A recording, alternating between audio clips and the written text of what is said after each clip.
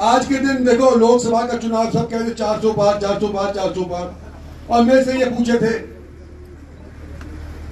TV वाले, अब मैं कहती जो भगवान भरोसे होगा वो होगा भैया। मेरे से मैं झूठ कैसे बोल दूं कि मेरा दिल ही नहीं मान रहा कि 400 पार जाएंगे।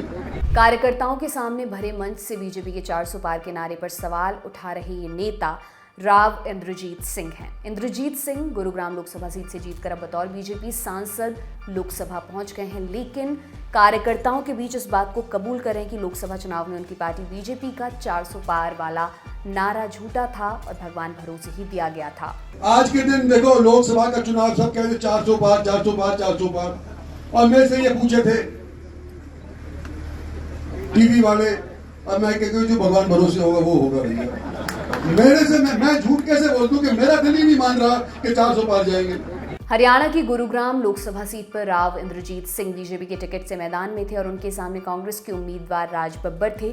4 जून को आए नतीजों में राव इंद्रजीत सिंह ने राज बब्बर को 75,079 वोटों के अंतर से हराया। उन्हें सीट पर 8,08,336 वोट मिले, वहीं राज बब्बर को 7,33,257 वोट मिले।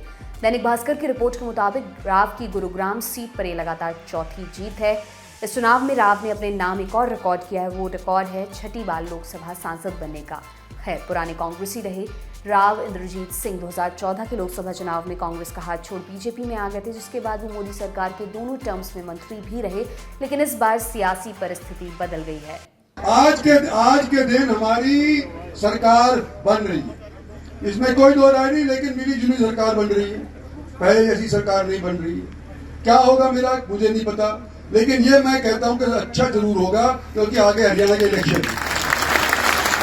राव इंद्रजीत सिंह भले ही पार्टी की जीत से खुशी जता रहे हैं, लेकिन वो खुलेआम पार्टी की हरियाणा सरकार के काम और सीएम नायब सिंह सैनी पर सवाल भी उठा रहे हैं।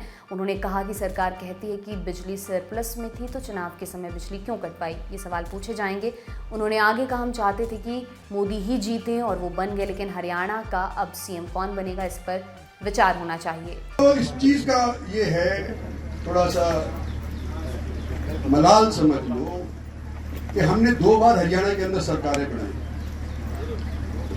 और हरियाणा की सरकार बने पीछे गुड़गांव के अंदर जो मेरे को नुकसान उठाया कि आज बिजली नहीं आ रही, आज कूड़ा नहीं उठाया गया, आज ये नहीं हुआ, आज मतलब सूरज बंद है। भाई ये सरकार हमारी 10 साल चल करके ये हमारे गुड़गांव में ही होना था, सूरज नहीं उठा, गुड़गांव में ही होना था। क्योंकि बिजली सरप्लस है, अगर बिजली सरप्लस है तो ये 10-10 घंटे क्यों कटाव हुई, इलेक्शन के दौरान क्यों हुआ, और गुड़गांव में क्यों, मुझे औरों का पता नहीं, गुड़गांव में क्यों, रेवाड़ी में क्यों, गुड़गांव में लोकसभा में क्यों, ये सवाल पूछे जाएंगे। और अब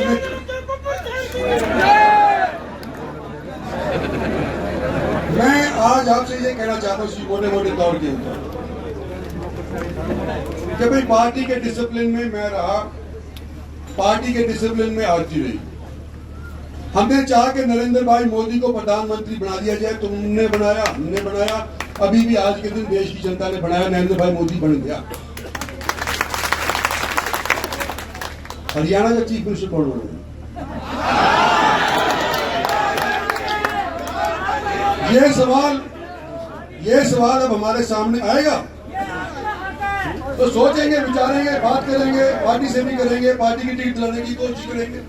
राव इंद्रजीत सिंह की नाराजगी की तमाम वजहों के बीच एक वजह ये भी मानी जा रही है कि उनकी मजबूत पकड़ वाली सीट पर उनको कड़ी टक्कर मिली, और टक्कर भी ऐसी कि चुनाव के नतीजों के शुरुआती रुझानों में तो कई दफा वो पिछड़ते नजर आए। साथ ही इस बार उनकी जीत का अंतर पिछले 2 चुनावों के मुकाबले बहुत कम हो गया है। राव इंद्रजीत सिंह हरियाणा सरकार पर अपने क्षेत्र की अनदेखी और विकास न करने का आरोप लगा अपनी ही पार्टी के खिलाफ नाराजगी जता रहे हैं। ये ठीक उसी तरह की नाराजगी है जैसे 10 साल पहले उन्होंने कांग्रेस छोड़ते समय तत्कालीन सीएम भूपेंद्र सिंह हुड्डा पर क्षेत्र की अनदेखी का आरोप लगाते वक्त जताई थी। हालांकि अब एक बार फिर राव इंद्रजीत सिंह जिस तरह अपनी पार्टी के खिलाफ खुलेआम नाराजगी जाहिर कर रहे हैं, उसके कई मायने निकाले जाने लगे हैं। आप इस खबर पर क्या राय रखते हैं हमें कमेंट सेक्शन में बताइए। आपके लिए ये खबर लिखी थी मेरी साथी सुप्रिया ने, मैं हूं दिव्यांशी सुमराव। आप देखते रहिए दी लल्लन टॉप। बहुत बहुत शुक्रिया।